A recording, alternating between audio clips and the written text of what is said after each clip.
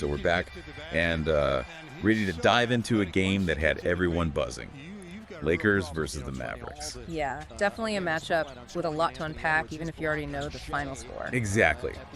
We're not just going to look at the 127-110 win for the Lakers. Right. We're going beyond the box score, figuring out what this game really says about both teams. Sure. There's a lot to uncover, like the factors that actually decided the game. Exactly. And what this might mean for these two teams moving forward, you know, their futures, so to speak.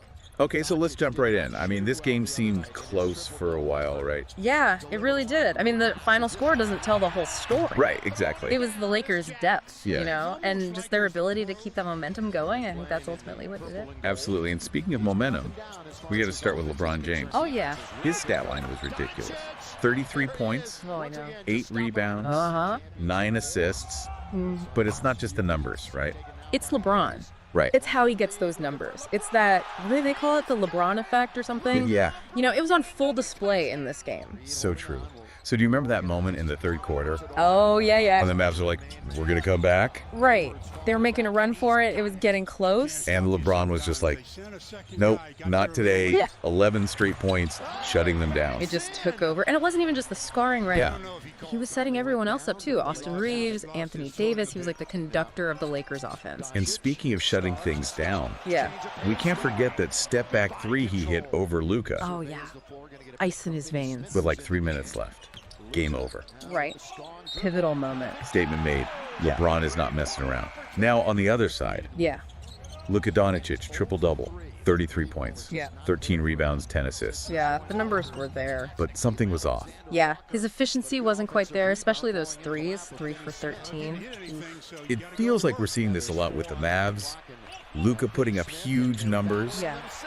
but not always translating to those efficient wins. Right. Are they becoming a little too reliant on his, individual brilliance? That's the question, isn't it? Like, what happens when the other team manages to throw him off even a little? And you got to give the Lakers credit. Their defense on Luka was great. They were doubling him, swarming him with those guards. And then you got Anthony Davis just waiting in the paint, disrupting everything. Oh, yeah. 80 was a wall in there. It was tough for Luka. You could really see the frustration building for Luka as the game went on, Yeah. especially late in the game. Remember that whole thing with the refs? Oh, yeah. The no call. Yeah. He was not happy. And it kind of highlights a bigger point. When those shots aren't falling for Luka, the Mavericks need someone else to step up. And in this game, that just didn't really happen, Right, and that's going to be a problem if they want to go all the way. especially in a conference as tough as the West. So true. So let's shift gears a little bit. Talk about the Lakers. They had some unexpected heroes emerge in this game. Absolutely. Their supporting cast, it was like they came alive. Right, like Austin Reeves, Yeah. clutch scoring, 8 points just in that fourth quarter. Yeah. And you had D'Angelo Russell hitting those threes when they needed them most. And off the bench, Rui Hachimura, solid contribution. This wasn't just a LeBron show. This was a real team win. Right. It's like they're proving they're more than just LeBron and AD. They've got this depth we haven't seen from them in a while. Totally. And, we can't forget Jared Vanderbilt. Oh, yeah. He might not have scored, but his defense on Luka was incredible. He was like a shadow, just hounding him all game. And it brings up a bigger point. The Lakers' defense overall, outstanding. Held Dallas to 41% shooting, forced 15 turnovers. Like a well-oiled machine. The Mavericks, though, their defense, not so much. Yeah, it was shaky, leaving shooters wide open, practically giving LeBron a clear path to the basket. Okay, so let's step back for a second, look at the bigger picture. What does this game tell us about these two teams? Are the Lakers really on the rise? Are the Mavericks at a crossroads? I mean, what are your thoughts?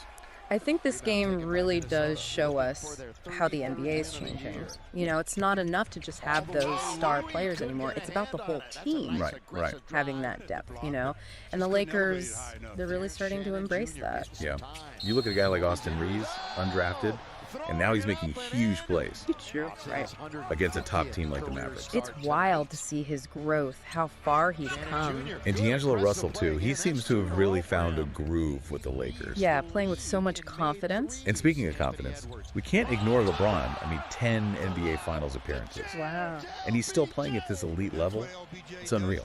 It really is. His dedication to the game is just incredible. Constantly working on his body, his mind, his game. Right. And you can tell he's got a great team around him. Oh, absolutely. Both on and off the court. Yeah, exactly. And you see it in his leadership, right? He's lifting his teammates up, he's mentoring them. Yeah. He's a true captain. But is it possible? Even LeBron is showing some signs. I don't want to say decline, but Right. maybe like needing to adjust his game a little as he gets older. That's an interesting thought. Maybe he can't carry the team every single night like he used to. Right. But the thing is, he doesn't have to. Right. The Lakers have built this system where his role is kind of evolving, and I think that could be huge for them. That makes sense.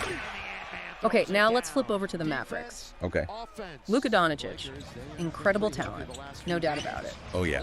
But are they struggling to build a system around him that's actually sustainable? That's the challenge they're facing right now, right?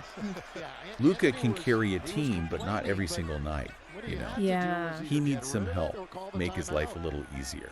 Their defense has been a concern, and it's like the other players, they're not always consistent. Yeah, you hit the nail on the head. They rely so much on Luka's brilliance. But when he has an off night, they struggle, and that's not going to cut it in the long run, especially in the West. So true. Yeah. And we can't forget about Kyrie Irving either. I mean, he's a game changer. For sure. How much do you think his return will actually impact their performance, especially on offense? Oh, it'll make a big difference. I mean, he's a dynamic scorer, a playmaker, no question. Yeah. But even with Kyrie, they still need to address that defense, Right. Okay, so if we're talking key takeaways here, Yeah. it seems like the Lakers, they found a winning formula. Yeah. Depth, defensive intensity. Are the Mavericks at a turning point, though? I think this game gave us a real glimpse into where these teams are headed. Yeah. Lakers are on the up and up. They could be a serious contender, but it's a long season. Consistency is key. Absolutely. The Mavericks, though, they've got some questions to answer. Right. About their identity, their approach. I'll be watching closely to see how they respond to this loss, what adjustments they make. And what about the coaching? We've talked a lot about the players, but what about the coaching decisions in this game? Sure. Strategies. Oh, yeah. Coaching is huge. And we saw some interesting choices in this game. Right. For the Lakers, Coach Ham's focus on defense. Yeah. And ball movement seems to be working. They're playing like a unit. They are, yeah. But over on the Mavericks side, Coach Kidd, he's got to find a way to get his team to play consistent defense. You know what I mean? Right, yeah. And they got to get more from those role players. Yeah, it feels like we're seeing a real shift in the NBA. Younger teams like the Lakers Right. embracing a more dynamic, team-oriented style of play. Oh, absolutely. The teams that can shoot those threes, defend multiple positions, and play with pace, those are the ones that are winning right now. Yeah. The Lakers are a perfect example. They move the ball well, find the open man, and that defense, it's suffocating. It's like a textbook example of modern basketball. Yeah. They got the star power, but they also got the supporting cast to back them up. Right, exactly. The Mavericks, though, they seem kind of stuck in that system that relies so heavily on individual brilliance. So it makes you wonder, right? Can a team built around just one superstar, Yeah. even someone as talented as Luka, can they actually win a championship in today's NBA? Or does this game prove that maybe team-oriented basketball, like what we're seeing from the Lakers, that's the new formula for success? Man.